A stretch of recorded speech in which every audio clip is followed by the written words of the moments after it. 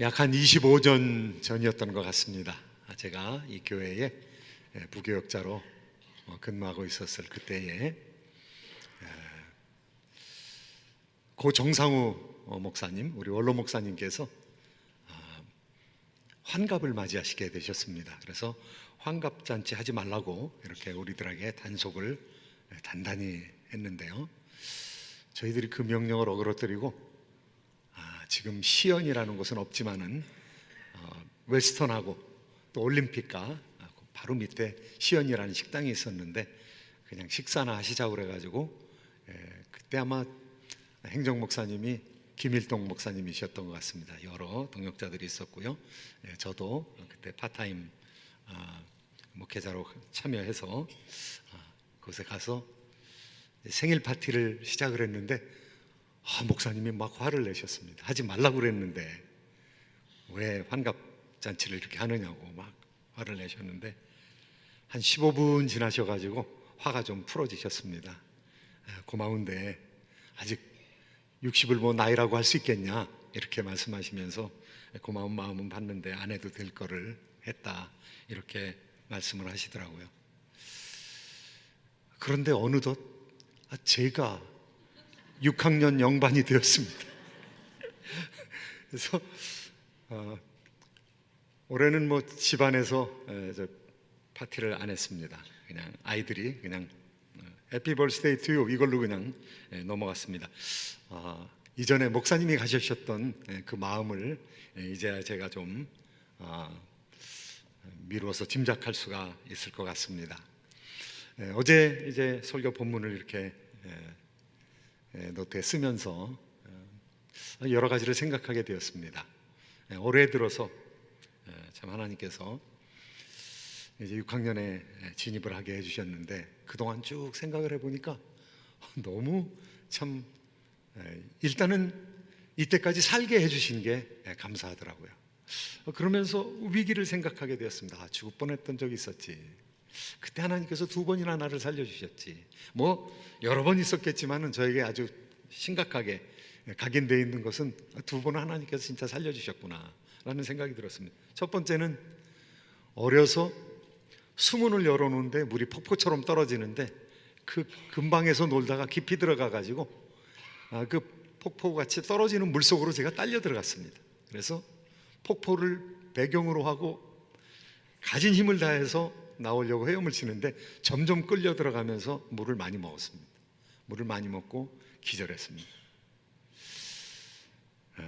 약간의 시간이 지났겠죠. 그런데 저는 얼마 시간이 지났는지 전혀 기억이 없습니다. 그렇게 흘러내려가다가 정신을 잃은 채로 흘러내려가다가 어떻게 깨어났는가 하면요, 흘러내려가지고 가까지 흘러내려와서 제 옆구리에 이만한 돌이 꽉 채이더라고요. 돌에 꽉 채이면서 정신이 들어서 물속에서 제가 제 발로 벌떡 일어났습니다. 그때 사람들이 저를 쳐다보는 게 꼭 물귀신 보는 것 같이 쳐다보더라고요. 아무도 저를 구해줄 수 없었습니다. 왜냐하면 물속으로 들어가면 같이 죽으니까. 그리고 제가 제 발로 딱 일어나는 걸 볼 때 사람들이 깜짝 놀랐습니다. 한동안 쳐다보더라고요. 그때 하나님께서 날 살려주셨구나, 기절하게 해주셨고 그리고 또 깨어나게 해주셨구나. 두 번째는 이제 군대에 갔을 때 가자마자 지뢰밭으로 들어가 가지고 지뢰밭 사이에서 작업을 해야 되는 그런 상황이 벌어졌습니다. 그런데 바로 제 옆에서 작업하고 하는 이만쯤에서 한 7m 그 정도에서 작업을 하는 사람이 지뢰를 밟았습니다. 지뢰를 밟았는데 그냥 빵 터지는 지뢰가 아니라 무슨 발목이 잘려나가는 그런 발목 지뢰가 아니라 M16A1 대인 지뢰, 이만한 지뢰인데요, 여러분이 신문에 사진에서 보는 바와 마찬가지입니다. 이만한 통으로 들어있는데 꾹 밟으면은 이게 깡통에서 탁 터져서 한 1.8m 정도, 2m 정도 이렇게 딱 뛰어오릅니다. 그래서 뛰어올라가지고 공중에서 팡 터지는 그런 지뢰입니다. 한 30m가 살상반경인데요, 여기서 터졌으니까 제가 죽어야 되죠. 그런데 이게 뻥 터져가지고 올라와가지고 터지질 않고 공중에서 터지질 않고 그냥 딱 떨어졌습니다. 금방 가서 볼 수가 있었는데요, 이 지뢰통에서 화약 연기가 막 나면서 터지지 않은 걸 보면서 야, 이게 어떻게 안 터졌냐. 예. 대대장님이 오셔가지고 그거 보고 얼굴이 하얘졌습니다. 보자기에다 그것을 싸가지고 가셨습니다. 그때 저는 지금 와서 그렇게 생각합니다. 저 지뢰 안 터진 건 나 때문에 안 터진 거다, 이렇게. 하나님께서 그때 살려주셨습니다. 왜 살려주셨을까 생각을 하니까 여러분 만나라고 살려주신 것 같아요. 그리고 또 저 장가들라고 살려준 것 같아요.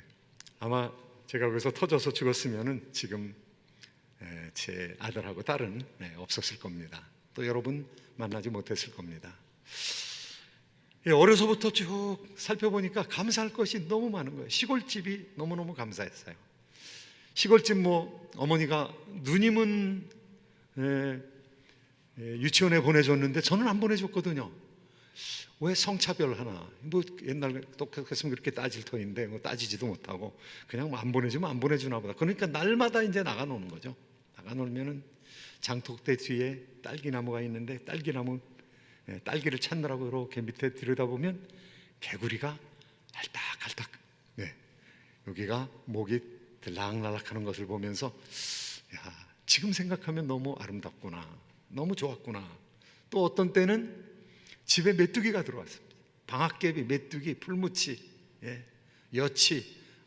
어떤 때 여름밤에는 아버님이 랜턴을 가지고 나가서 그 여치를 잡아서 주시기도 했습니다. 참 얼마나 감사한지. 그런 기억들이 너무너무 감사한 거죠.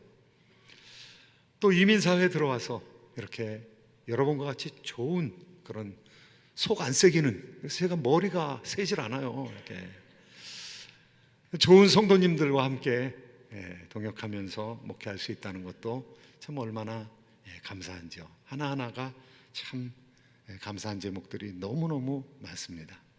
제가 이렇게 개인적으로 감사하지만 우리 공동체적으로 볼 때도 감사할 것이 너무 많죠.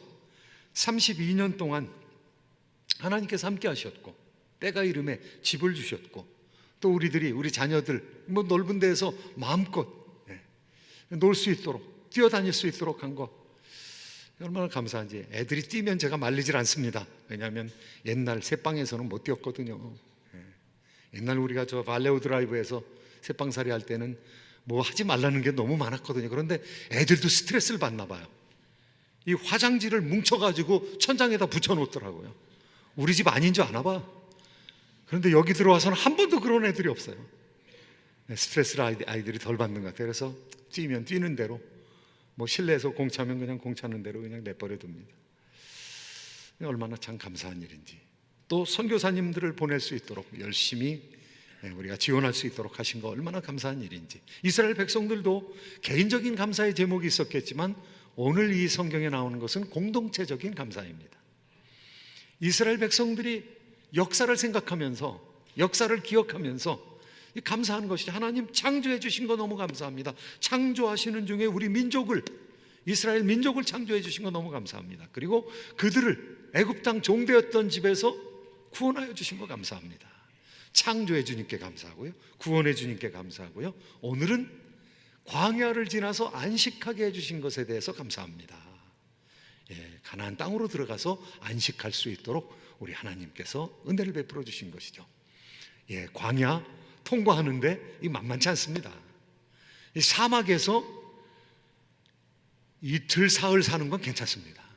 그런데 5일, 10일, 20일, 100일, 1년, 10년, 20년, 40년, 광야에서 40년 사는 거 보통 일이 아니거든요. 그런데 그 광야에서 하나님 백성들을 지켜주신 것이죠.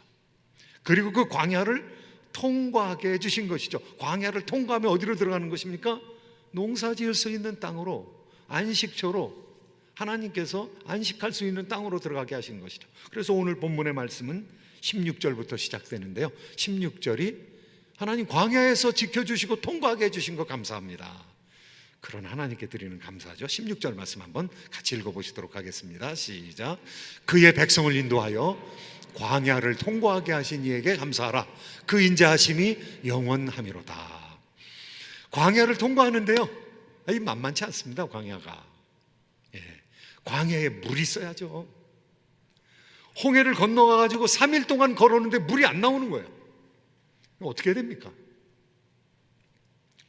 그런데 다다른 곳이 마라라는 곳이었습니다. 마라라는 말은 쓰다라는 말입니다.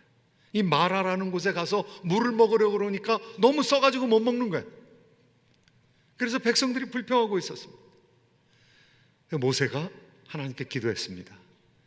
내가 지시하는 나무를 넣어라. 그러면 물맛이 변하리라. 그래서 지시하는 나무를 집어넣었습니다. 그 사막에서 나무가 뭐 변변한 나무겠습니까? 멋있는 나무겠습니까? 그런데 그 나무 쪼가리를 집어넣자 물이 변한 거죠.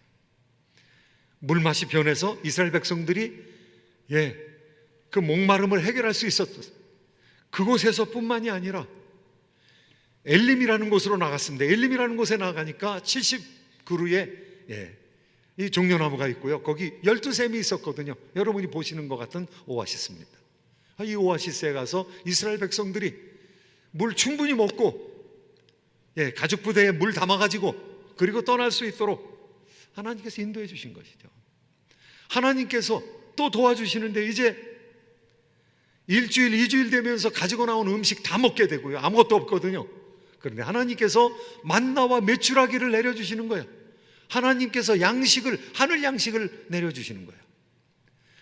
그리고 결국은 르비딤까지, 호렙산이 있는 곳, 시내산이 있는 곳 르비딤까지 나왔습니다.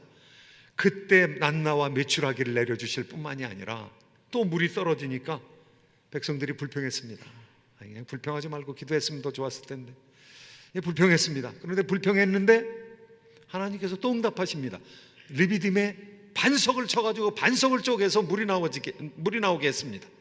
그 반석을 신약 성경에서는 반석은 예수 그리스도다. 그 예수 그리스도 안에서 생수가 터져 나왔다는 것이죠. 생명의 물이 우리를 향해서 주어진다는 것이죠. 하나님께서 그렇게 이스라엘 백성들을 인도하여 주셨습니다. 그래서 6월절날 바로 그 다음 날에 출발한 하나님의 백성들이 오순절날에 이르러 시내산에 호렙산에 도착하게 되었습니다. 하나님께서 무엇 때문에 이런 일들을 시키실까요? 우리 생각하기를 하나님 그냥 빨리 인도해 주셨으면 되는데 왜 그렇게 40년 동안 광야에서 그런 일들을 겪게 해주셨습니까? 하나님 의도가 있으십니다. 나온 사람들이 노예였거든, 노예. 그런데 그 노예를 그냥 극기 훈련시키는 것으로 하나님께서 끝나려고 하시는 것이 아니라 이 노예를 하나님의 시민으로 만들려고 하는 것입니다. 노예를 시민으로 만들려는 것이죠. 노예를 하나님의 백성으로 만들려고 하는 것이죠.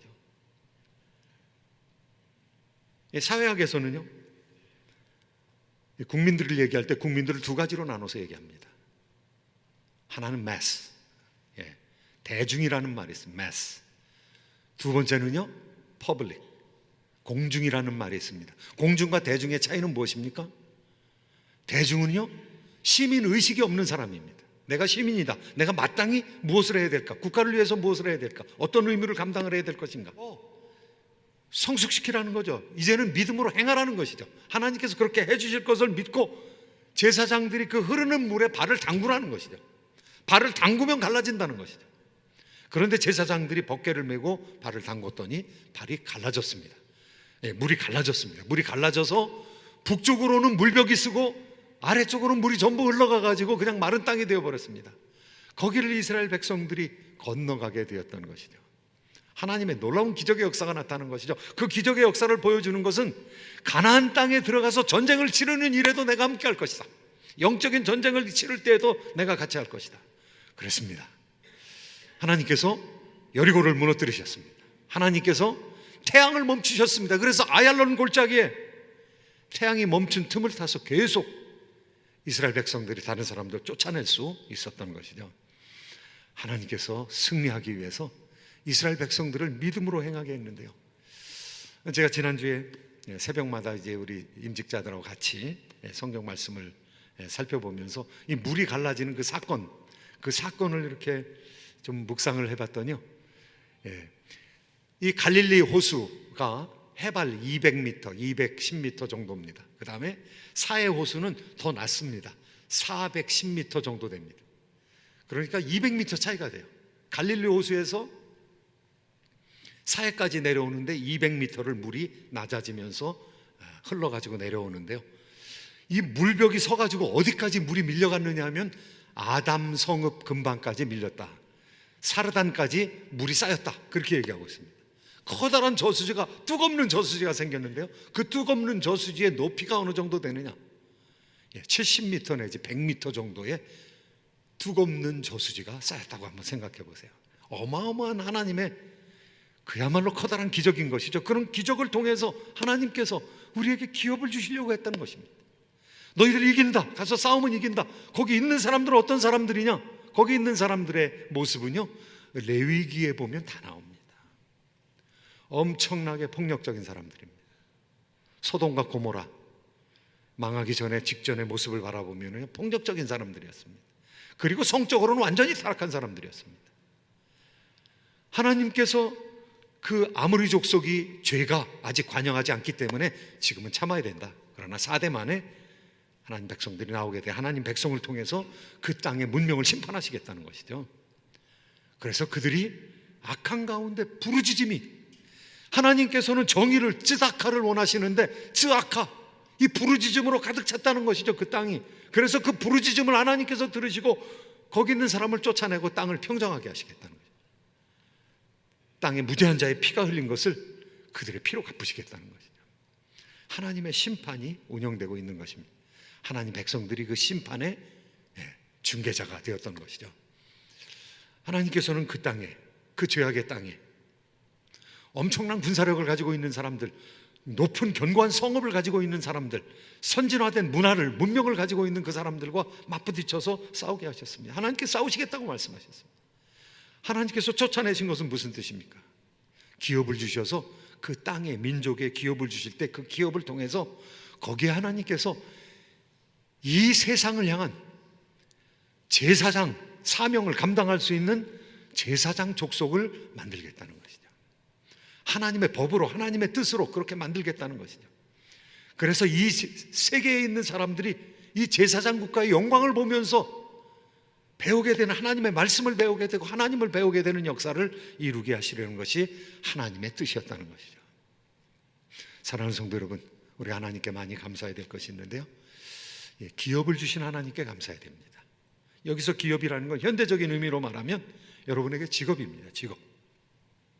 하나님께서 직업을 주시는 것은요, 우리를 사용하신다는 거죠. 우리 자녀들이 직업을 갖게 된다는 것은 이제 지금까지는 배우기만 했는데 사회를 향해서 컨트리뷰트 한다는 것이죠. 공헌한다는 것이죠. 이 기업을 통해서 공헌할 수 있고, 옛날에는 그 기업이 땅이었지만은, 땅에서 의식주가 전부 나왔지만 지금은 직업이거든요. 직업을 통해서 의식주를 우리가 얻을 수가 있고, 그 직업을 통해서 다른 사람들에게 봉사할 수 있는 것이거든요. 직업을 통해서 사람들에게 서비스를 제공할 수 있고 상품을 제공할 수 있는 것이거든요. 아이디어를 제공할 수 있고 상담을 제공할 수 있고 가르침을 제공할 수 있고 정보를 제공할 수 있는 것이거든요. 종교개혁자들에게 있어서 직업은 독특한 의미가 있었습니다. 종교개혁자들 이전에 수많은 사람들, 중세시대 사람들은 어떠한 생각을, 어떠한 패러다임을 가지고 있었는가 하면은 이 세상은 위계 질서로 되어 있다, 이렇게 생각을 했습니다. 그래서 하나님께서 꼭대기에 계시고 바로 밑에 사제들이 있다고, 신부들이 있다고 생각했던 것이죠. 그리고 그 밑에 계급에 따라서 평민들이 있다고 생각을 했던 것이죠. 그런데 종교개혁자들은 이것을 완전히 바꿔버렸습니다. 종교개혁자들은 하나님 앞에서 모든 사람이 평등하다는 것이죠. 그래서 놀랍게도 만인 제사장서를 얘기했습니다. 모든 사람이 제사장이라는 것. 모든 이웃은 나를 향하여 제사장이고 나는 모든 이웃을 향하여 제사장이라는 것이죠. 사제나 신부나 목회자나 정치가나 비즈니스를 하는 사람이나 무슨 일을 하는, 예술이나 농업에 종사하는 여러 사람들이 다 평등하다는 것이죠. 동일하다는 것이죠. 그리고 동일하게 하나님께로부터 소명을, 부름을, 사명을 받는다는 것이죠. 그런데 그 사명을, 그 하나님의 부르심을 콜링이라고 했고요. 그 콜링이 바로 직업입니다. 산업사회에서 분화된 직업, 이것이 하나님의 부르심이라고 생각했고, 그 직업을 통해서 나는 금욕적인 생활을 하면서 하나님께 영광 돌린다는 것입니다. 그리고 금욕적인 생활을 하면서 내가 부를 늘려가고 금욕적인 생활을 하면서 다른 사람들에게 공헌한다는 것이죠. 모든 사람 자기 직업이 자기의 설교 재단이라는 것이죠. 그래서 마틴 루터는 구두를 수선하는 사람은 구두 수선하는 바로 그 장소가 설교단이다, 그렇게 얘기를 했습니다. 많은 사람들이 자기의 직업을 통해서 하나님의 영광을 돌린다는 것이죠. 사랑하는 성도 여러분, 하나님께서 우리에게 직업을 이렇게 주시고 또 이민사회에 들어와서 여러분 이곳에 오실 때 갈 바를 알지 못하고 나오셨죠. 그런데 여러분 일하셨습니다. 물론 직업이 바뀌긴 했습니다마는 그 직업을 통해서 공헌할 수가 있었습니다. 누구에겐가 도움을 줄 수가 있었습니다. 그리고 그 가운데는 좋은 직업을 가진 평탄한 가운데 살아갈 수 있는 그런 은혜를 받은 사람들도 있습니다. 이렇게 하나님께서 인도하시는 것은 우리에게 결국에는 안식을 주려 하는 것이라, 이렇게 성경은 말씀하고 있는 것입니다. 오늘 말씀 가운데는요, 하나님이 어떤 하나님이신가 23절부터 25절까지 보시면은요, 같이 한번 읽도록 하겠습니다. 시작. 우리를 비천한 가운데서도 기억해 주신 이에게 감사하라. 그 인자하심이 영원함이로다. 우리를 우리의 대적에게서 건지신 이에게 감사하라. 그 인자하심이 영원함이로다. 모든 육체에게 먹을 것을 주신 이에게 감사하라. 그 인자하심이 영원함이로다. 하나님께서 우리를 기억해 주신다는 거예요. 우리가 어려울 때 기억해 주신다는 거예요. 그래서 일용할 양식을 얻을 수 있는 방법을 주신, 내가 게으르지만 않으면, 내가 영적으로 병에 들어있지 않으면 하나님께서 우리의 기도를 들으시고 일용할 양식을 얻을 수 있는 기회를 주신다는 거죠. 하나님께서 우리를 기억해 주신다는 것이죠. 그리고 일하는 대로 먹을 것을 주신다는 거죠. 식물을 주신다는, 우리만 주는 것이 아니라 이 세상의 수많은 사람들에게 먹을 것을 주실 뿐만이 아니라 짐승들에게도, 짐승들에게도 물질을 주신다는 거죠. 저는 가끔 이렇게 한국에 가서 이맘때쯤 되면은 까치가 집을 지은 것을 보게 됩니다. 까치가 집을 두 채 가진 놈이 있을까? 이렇게 생각해 보면 없을 거야. 이 까치가 집이 없는 놈이 있을까? 또 그러지도 않을 거란 생각이 듭니다. 하나님께서 짐승도 먹이시고 입히시고 또 집을 지을 수 있는 능력을 허락해 주시고 나무 꼭대기에 그렇게 집을 짓게 해주신다면 하물며 너희일까 보냐. 하나님께서 우리에게도 은혜를 주신다는 것이죠. 하나님께서 우리를 기억해 주시고 먹을 것을 주시고 그리고 평강을 주시는데, 여기 오늘 본문 말씀에 보면 대적을 물리쳐 주신다는 것이죠. 대적으로부터 우리를 편안하게 해주신다는 것이죠. 이 하나님의 말씀의 약속이 저와 여러분과 교회에 이루어지게 되기를 예수님의 이름으로 축원드립니다.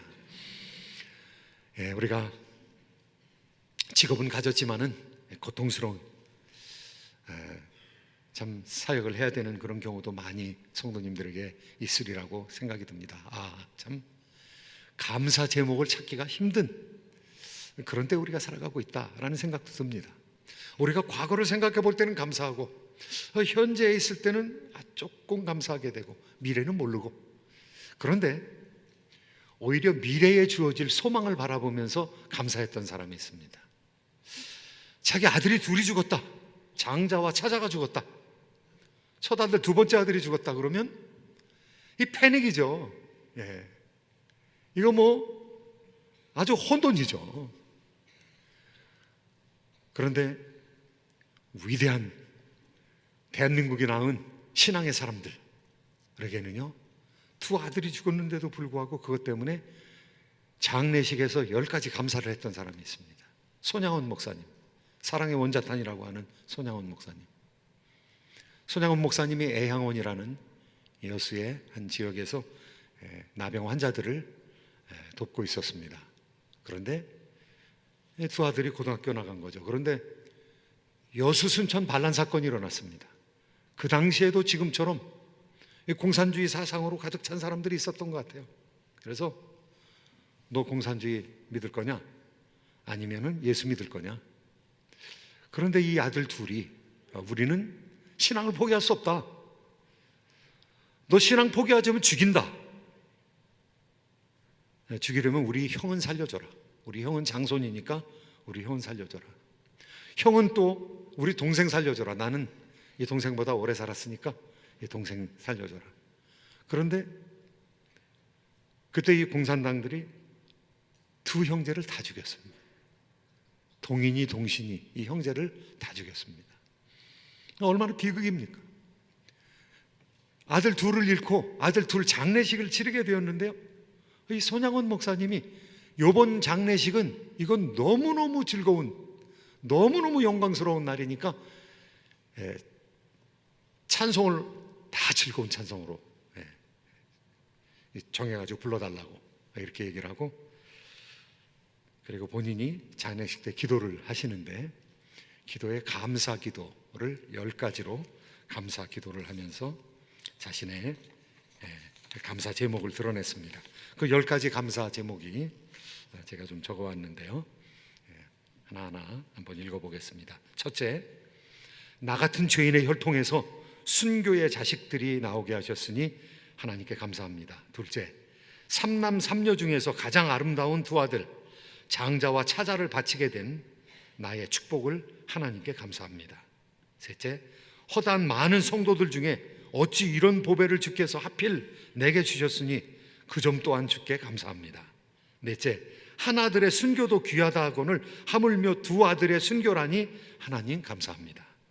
다섯째, 예수 믿다가 누워 죽는 것도 큰 복이라 하거늘 하물며 전도하다가 총살 순교 당함이리요 하나님 감사합니다. 여섯째, 미국 유학 가려고 준비하던 내 아들 미국보다 더 좋은 천국 갔으니 감사합니다. 일곱 번째, 나의 사랑하는 두 아들을 총살한 원수를 회개시켜 내 아들 삼고자 하는 사랑의 마음 주신 하나님께 감사합니다.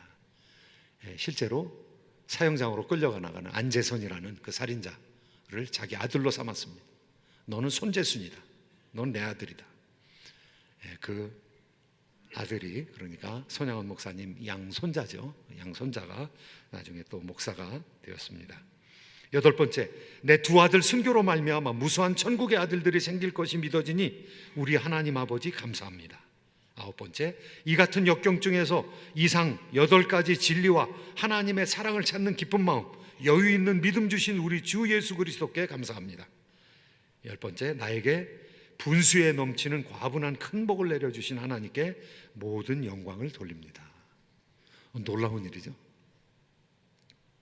감사는 신앙의 온도계라고 할 수 있습니다. 그런데 이 도저히 감사드릴 수 없는 이 비극적인 상황에서 하나님께 감사드리면서 또 헌금을 했는데요, 그 당시에 목사 월급이 80원이었다고 그럽니다.